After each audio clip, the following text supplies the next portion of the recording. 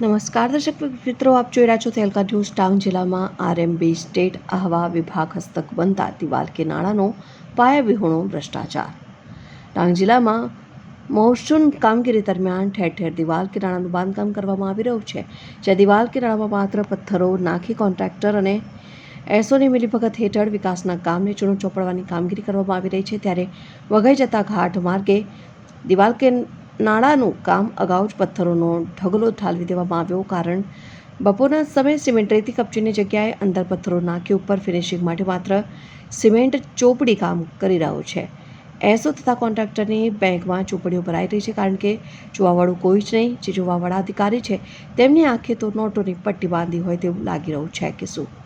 વહીવટીતંત્રના ઉચ્ચ અધિકારીઓ દ્વારા આરએમબી હસ્તક હાલ ચાલતા તમામ કામો ફરી ચકાસણી કરવામાં આવે તો નાણાંમાં પથ્થરો જ નીકળશે અને ટકાવારી લેતા તમામ અધિકારીઓ અને એસો તથા એજન્સીની મિલીભગતો બહાર આવશે. એમાં બેમત નથી. Reporter Ramesh Mahala, Tehelka news, Dang.